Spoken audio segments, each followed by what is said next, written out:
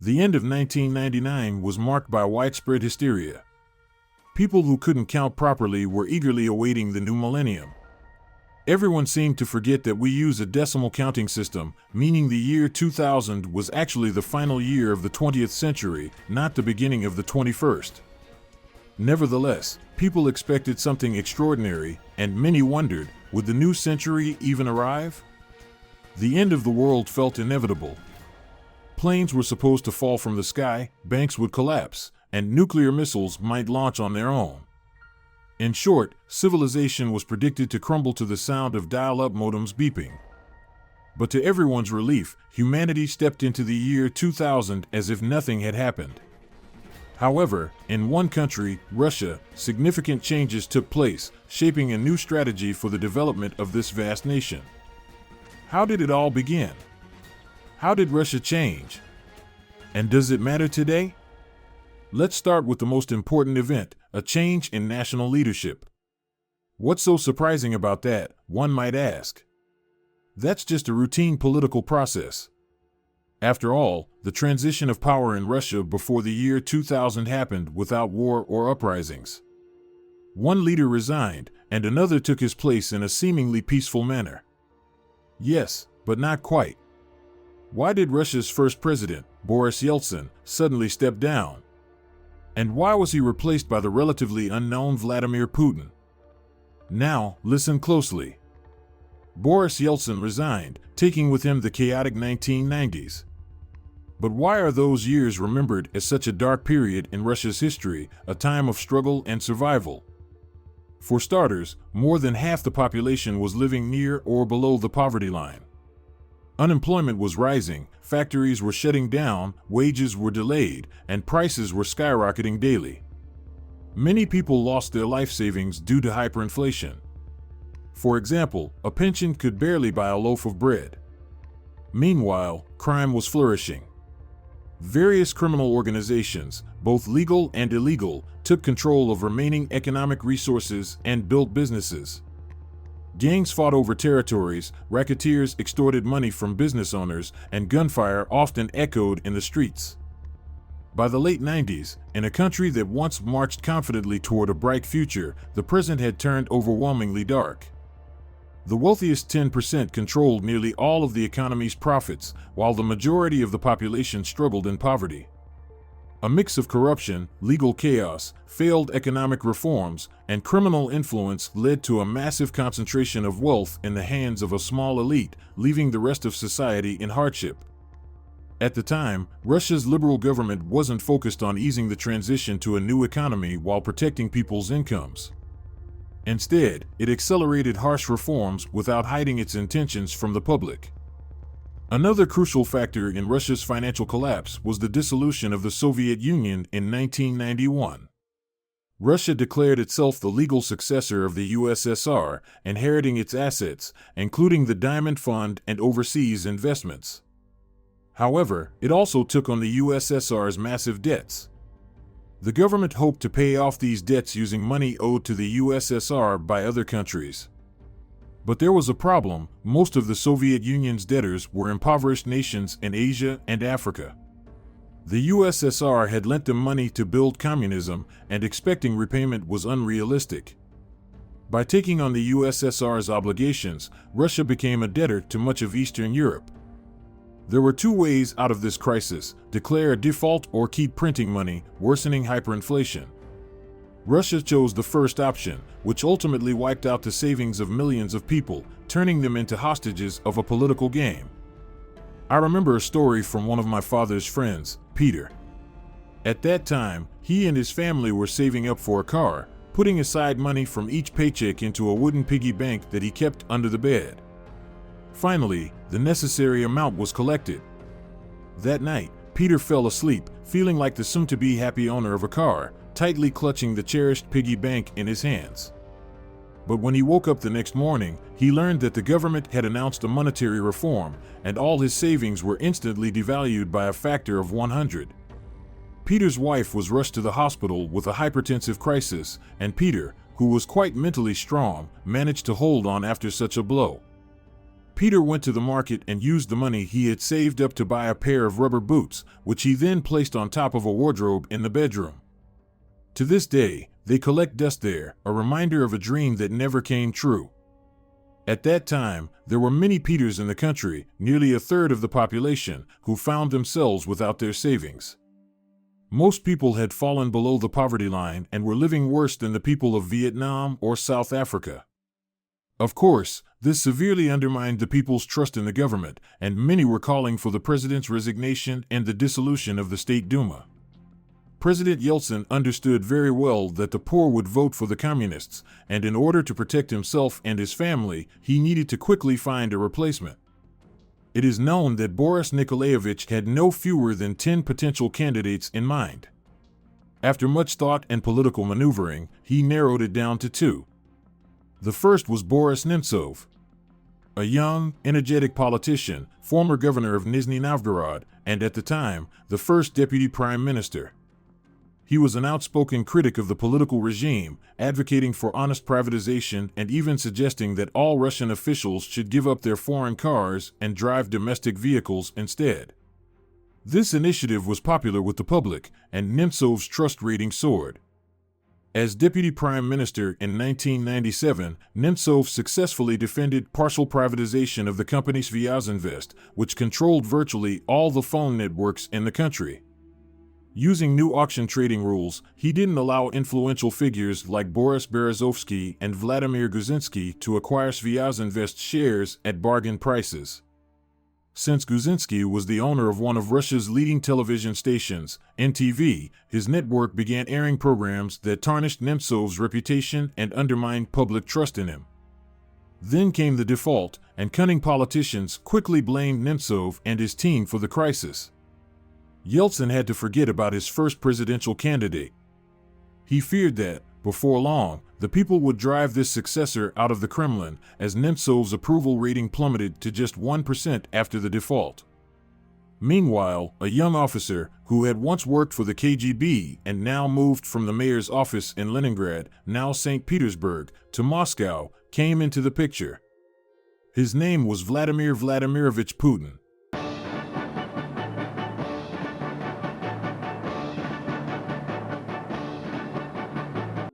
He had the support of the security services, and he possessed the qualities of a military man, organized, honest, a supporter of democracy and the rule of law. These were all traits valued by both ordinary people and business owners. Yeltsin appreciated Putin for his decisiveness, loyalty, high intelligence, and political instincts. He appointed Putin first as head of the FSB, and then as prime minister. Shortly after assuming the position, Vladimir Putin traveled to the North Caucasus, where an ethnic conflict was ongoing. It was from the reports from this hotspot that the public first learned about Putin. People were impressed by his decisiveness, his willingness to make decisions, and his ability to communicate with soldiers and officers. Putin's approval rating soared from 30% to 80%. And so, just before the year 2000, the first Russian president announced his resignation and appointed Vladimir Putin as acting president. Я принял другое решение. Я ухожу. Yeltsin, being no fool, understood that the risk of appointing Putin was justified. This man, new to Russian politics, without any history of corruption or scandals, and quickly gaining popularity, was perhaps the only one who could prevent Russia from sliding into chaos. He was right in his choice. Liberals saw the future president as a successor to Yeltsin's policies, while the security forces and conservatives viewed him as one of their own, a true defender of power, albeit from the past. For ordinary people, he became a symbol of someone who would restore Russia's lost prestige and former glory. The novelty factor also played a significant role. As soon as Putin took office, he signed a decree providing Boris Yeltsin and his family with state security, special communications, transport, as well as full immunity and a monthly stipend. In the early presidential elections, held 3 months later, Putin outpaced his opponent, Communist Party leader Gennady Zhuganov, gaining more than 50% of the votes and becoming the second president of the vast country with the beautiful name of Russia. Действительно могу обещать и обещаю, это то, что буду работать открыто и честно. As we can see, Vladimir Putin made a rapid career, rising from a worker in the St. Petersburg city administration to the presidency in a short period of time. But how did he manage to hold on to power? How did he achieve the growth of Russia's market economy by 10% in the mid-2000s, surpassing many developed countries, including China? Let's start by saying that once in power, Putin began to play his own political game. In December 2001, a political party called United Russia was founded with Putin's support, based on the merging of two competing political groups, Unity and Fatherland, All Russia. At the same time, the new president was completely independent. Yeltsin had hoped that Putin would consult with him when making decisions, but this never happened, and Yeltsin realized that he was completely excluded from politics, with the new president's policies sharply differing from his own. Almost immediately after his inauguration, Putin withdrew Russian troops from Cuba and Vietnam, considering it economically unwise to maintain those military bases. He began to strengthen the role of the central government, whereas under Yeltsin, regional leaders often ignored Moscow's instructions, which risked the country's disintegration. Putin firmly ended the Second Chechen War, something Yeltsin had failed to do in the mid-90s. In the economy, growth trends began to emerge as well. Let's remember that the default declared in Russia a few years earlier had severely devalued the Russian ruble against the dollar. Imported goods became very expensive, but in a competitive environment, this helped domestic producers succeed in the market, and Russian-made products quickly appeared on store shelves. On the other hand, as imports became more expensive, exports became cheaper compared to competitors' products on the world market. So, in the early 2000s, Russia successfully sold raw materials and oil in huge quantities, with sales volumes increasing year by year. The country's budget saw money flowing in from companies involved in exporting black gold. And there's another nuance. Thanks to the support of oligarchs, who, for obvious reasons, didn't want the return of communist power, most of the votes in the State Duma by the end of 1998 belonged to liberal parties. In 2000, the opposition parliament, which had constantly blocked market reforms and destroyed the economy with subsidies and cheap credits from the state budget, ceased to exist. By putting together all the economic factors, for the first time in years, Russia's budget had more revenue than expenses. Now, let's clarify the process of lawmaking in Russia. The State Duma is the lower house of the Russian parliament. For legislative documents to reach the president's desk for signing, they must first pass through the Federation Council. This is the upper house of the State Duma, where at that time, there were two representatives from each Russian region, the governor and the head of the legislative authority. These individuals had parliamentary immunity and were virtually independent of Moscow. In other words, they could influence the passing of any bill with their decisions. Vladimir Putin fundamentally changed this situation. He implemented a series of reforms aimed at strengthening federal power, one of which involved changing the way the Federation Council was formed. Governors should stay in their regions and focus on local issues, while their representatives, who will work on a professional level, will now pass laws, the president decided. In August 2000, a law was passed under which governors and speakers were replaced by senators, individuals delegated to the chamber by regional heads and legislative assemblies. In the first case, the senator was appointed by the decree of the highest official, and in the second case, they were elected by the deputies. From this point onward, the filtering role of the Federation Council gradually began to diminish. In 2002 to 2003, the chamber rejected only about 1.5% of the laws passed by the State Duma, but by 2004, that figure never exceeded 0.4%. This was, of course, facilitated not only by a more loyal representation in the upper chamber, but also by the Duma coming under the president's control. But let's move forward. Why did Putin so decisively and harshly build a vertical of power? What did he do to boost the economy? Let me try to explain. In the 1990s, Russia was not paying its debts, but accumulating more, so it owed more than its economy could earn. Payments on national debt in early 2000 required almost a quarter of the federal budget. This happened because President Yeltsin was not addressing economic issues. Money was mostly spent on political battles with the opposition. The state's inability to address long-standing problems became one of the main reasons for the growth of the shadow economy, the massive outflow of capital abroad, and the absence of large-scale foreign investments, which halted economic growth and state building. Upon becoming head of state, Putin understood that the first priority was to consolidate power, so he wouldn't waste resources and finances on political disagreements and conflicts. There were already enough unresolved issues in the country. Despite various obstacles, the new president's team gradually achieved stability in the political sphere. Now, let's turn to the economy. The Soviet economy of the late 1980s was seriously lagging behind the West, both in industry and agriculture. This is what Russia inherited, a developing country with a crumbling national economy. It seemed that, unlike previous governments, the new cabinet, recently appointed by the president, could easily improve the Russian economy or at least stabilize it. But, unfortunately, at the time, the government agreed to pursue only a moderate policy, rejecting radical reforms.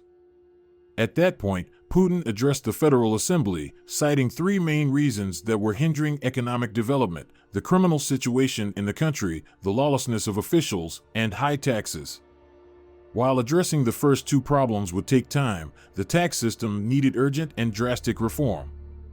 Currently, Russia has a tax system consisting of 16 types of taxes and fees. But can you guess how many there were at the beginning of the 21st century? It's hard to imagine, but more than 3 times as many. In the 1990s, there were 53 types of taxes and fees. Doesn't that seem excessive for one country? How did this happen, and what did it lead to? Let me explain. In 1991, after the collapse of the Soviet economy, there was a need to create a tax system for a country transitioning to a market economy.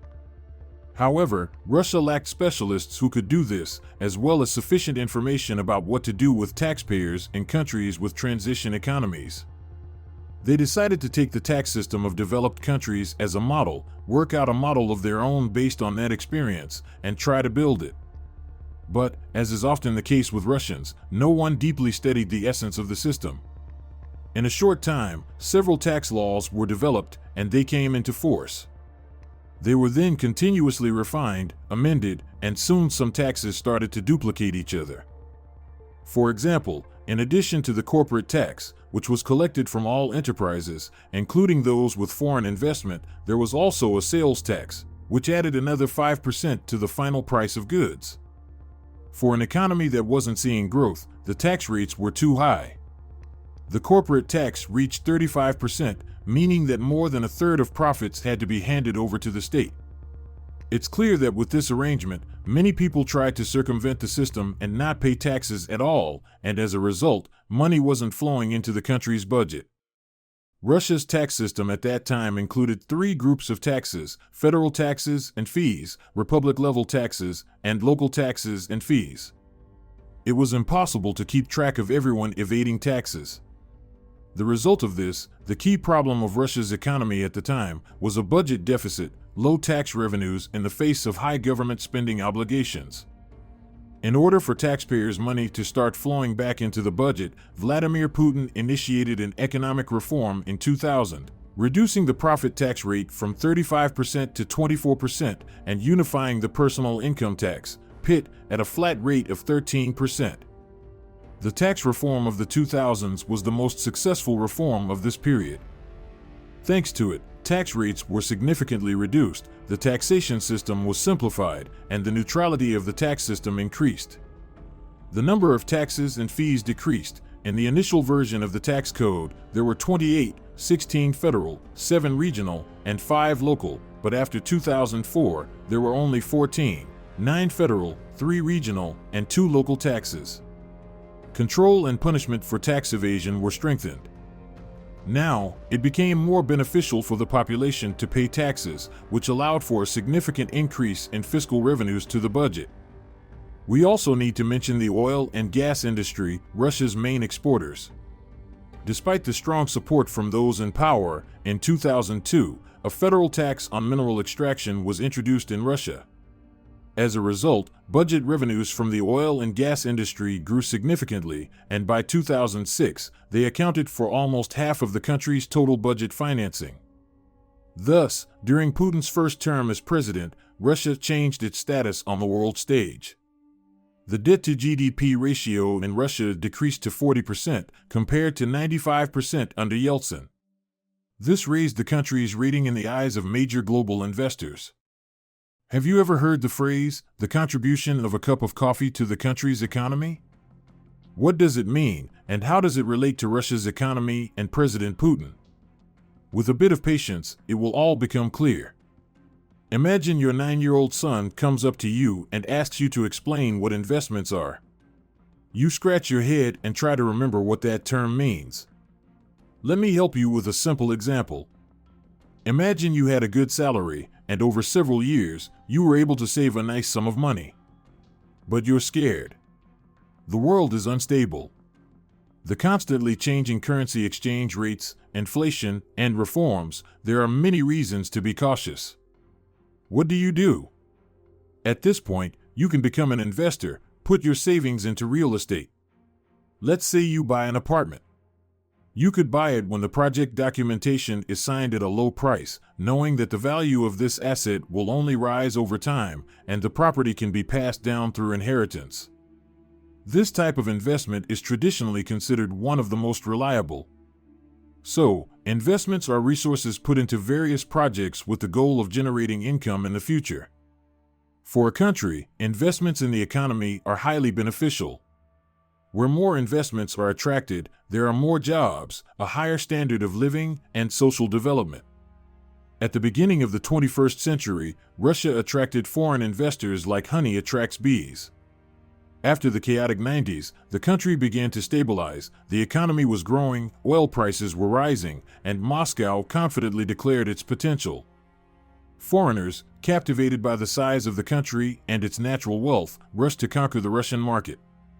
But it wasn't as simple as they had thought. Russia greeted them with surprises.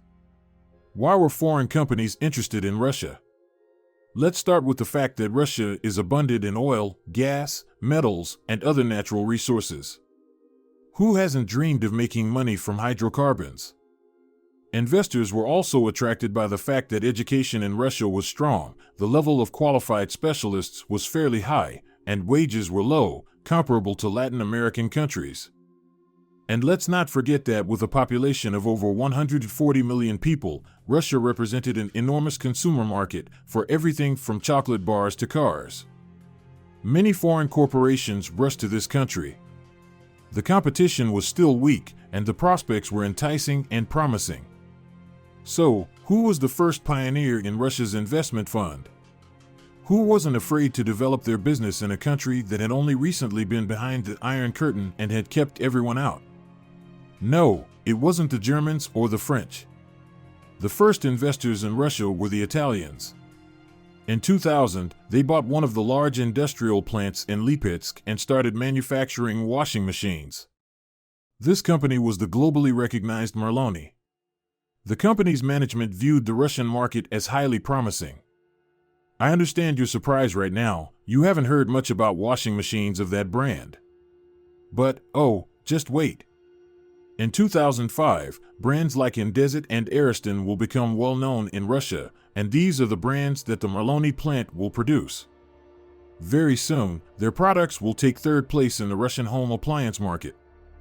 Following them, other home appliance manufacturers arrived: Electrolux from Sweden, Beko from Turkey, and Samsung and LG from Korea.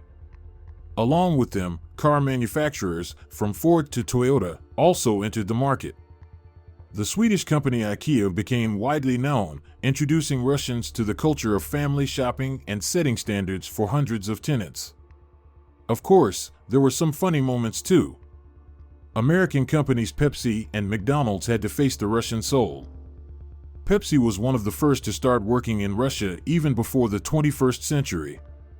However, when they decided to take it to the next level, they found that Russian consumers thought Pepsi was weaker than Kvass. The company seriously developed a marketing campaign to convince Russians that their drink was a symbol of modernity. When McDonald's opened its first restaurant in Moscow in 1990, people were standing in line for hours. By the early 21st century, the chain had become a familiar sight, but foreigners were still amazed. Where else could people order a hamburger and ask for some fresh dill to be added? Foreign companies often found themselves in tricky situations due to cultural differences. For example, one major supermarket chain offered Russians the chance to buy everything online, not realizing that, at the time, many people still preferred to feel the product with their hands. Foreign investors in the early 21st century realized that Russia was a land of great opportunities, but success here required flexibility, patience, and a sense of humor. Despite the bureaucracy and corruption that are difficult to eradicate, during Putin's 2 terms, direct investment in Russia grew 26-fold, opening new factories and providing jobs. This allowed the Russian central bank to keep the ruble within the 25 to 30 rubles per dollar range. Along with the dollar exchange rate, prices stabilized. People began buying cars, appliances, and even traveling abroad, taking out loans with accessible interest rates. The poverty level in the country began to decrease, and Putin's approval rating, on the contrary, sharply climbed, reaching 86% soon. And what about the cup of coffee? How can it affect the country's economic situation? It's really quite simple. With investor money, the owner of a small coffee shop can buy an additional coffee machine. Now, he brews and sells more coffee. This increases the overall sales volume for the business. But there's not just one coffee shop in town. Combined with the activities of many other businesses, increased production can lead to a rise in GDP at both the regional and national levels. This indicator is used to assess the economic situation and determine the standard of living in a country or region. So, by the mid-2000s, the Russian economy was firmly on its feet. In Europe and Asia, the demand for energy resources was growing, and the price of oil was steadily climbing because war broke out in Iraq, the world's main oil exporter, as the U.S. tried to overthrow Saddam Hussein's government. As oil prices rose, so did gas prices. And in 2004, Russia was the world's main supplier of gas. The main consumer of Russian gas was Europe, which received the blue fuel via pipelines built during the Soviet era and owned by the company Gazprom. In the early 2000s, Russia started thinking, we extract so much gas that we could heat all of Europe with it. Why not build a convenient way to deliver it directly? Imagine you have a furnace that needs to be heated with firewood. Now, imagine you are Europe, and instead of firewood, you have gas. But the pipeline carrying this gas goes through your neighbor's yard, and he charges you for it. Similarly, Russian gas used to go through other countries, like Ukraine or Poland. It was slower, more expensive, and sometimes risky due to political disputes. That's when the idea of the Nord Stream pipeline was born, a pipeline running along the bottom of the Baltic Sea, connecting Russia to Germany. This was a direct route, express delivery of gas, allowing for the use of fuel without paying intermediaries. Very soon, France and Austria joined Germany. Construction began in 2005 and was completed in 2011. To lay the pipes on the seabed, huge ships with high-tech equipment were used. The pipeline itself stretches over 1,200 kilometers, that's the distance from Moscow to Berlin. The pipes were made strong enough to withstand pressure and resist corrosion. For Russia, Nord Stream became a real gold mine. By selling gas directly, the country received enormous revenues, which went into the budget. These funds were used to build roads, hospitals, and even pay pensions. The project created jobs for thousands of people, from engineers to builders. And maintaining the pipeline still keeps many specialists employed. But gas is not only about business, it's also about politics. Europe became dependent on Russian gas, which made Russia a valuable partner on the international stage. By the way, here's an interesting fact. The builders of the Nord Stream pipeline shared that once, during pipe laying, curious seals swam up to their ship to check on things. But the seals swam away, and we continue to analyze Russia's economic situation and its future development. By the end of 2011, Russia's standard of living was catching up with developed countries. But then, it faced a phenomenon that economists call the middle-income trap. This is a situation where a country reaches a certain level of development but cannot move forward to become a high-income economy. What is this trap? Why did Russia fall into it? And how can it get out? Let's break it down. Imagine that a country is a marathon runner. It starts well, quickly catches up with other countries, and uses its natural resources, cheap labor, and low taxes. But at some point, growth slows down. The economy can no longer rely solely on cheap raw materials and simple production. To become a highly developed country, innovation, high-tech industries, and education are needed. But this requires serious investments and time. Many countries, at this point, seem to get stuck. They're no longer poor, but still far from being wealthy. This is the middle-income trap. So, how did Russia fall into it? In the early 2000s, Russia was experiencing an economic boom. Revenues from oil and gas sales were growing, the budget was filling up, and the standard of living was rising. But this growth was largely based on resource revenues. And here are a few reasons why the country couldn't take the next step. 1. The first reason was the country's heavy dependence on oil and gas. Revenues from hydrocarbon exports made up a significant portion of the budget. Instead of diversifying the economy, the focus was on resource sectors. 2. The second reason was the lack of structural reforms. To escape the trap, the country needed to develop technology, education, and create conditions for small and medium-sized businesses. However, structural reforms were often delayed. 3. The third reason was corruption and weak institutions. Corruption and the lack of transparency hindered the attraction of foreign investments and the development of a competitive economy. Many investment companies started leaving the Russian market, pulling out their capital. Meanwhile, Russia long underestimated the importance of innovation. As a result, countries focusing on high technology, such as South Korea and China, overtook it. This is why, from the early 2010s, real incomes in Russia stopped growing. It was a serious signal that the economy had stalled. It continued to depend on oil and gas prices. During periods when these prices fell, the country faced crises, showing low economic growth rates and lagging behind many developing countries. Interestingly, during that time, Russia was compared to a oil club. Global economists joked that Russia in the 2000s looked like a strongman holding an oil club. But as soon as the club became less durable, the strongman found himself in trouble. Then, from the West, a cold wind of distrust began to blow, completely changing Russia's political strategy. The main role in this was played by the United States, or more precisely, the NATO military alliance. Let me remind you that NATO, the North Atlantic Treaty Organization, was founded in 1949 to protect Europe from Soviet influence. However, the Soviet Union collapsed in the early 1990s, and the North Atlantic Alliance not only remained but also added new members. In 2004, the Baltic states and several Eastern European countries joined it. Before that, there were talks about Russia joining NATO, but it wasn't accepted. There was already a leader, the US. As soon as the boundaries of the military alliance expanded and approached Russia's borders, Russian authorities saw it as a violation of partnership relations and betrayal. Russia changed its position in foreign policy. NATO, once a partner of Russia, became a factor threatening its sovereignty and hindering its development. Now, Russia was prepared to fiercely defend its interests in the international community. So, let's summarize. The 2000s were a time of significant change for Russia. From recovering the economy after the 1990s crisis to strengthening its international influence. Over the decade, the country went through a path that would determine its course for many years to come. The middle class grew significantly during this period. People traveled more, bought cars, and invested in real estate. However, social stratification remained.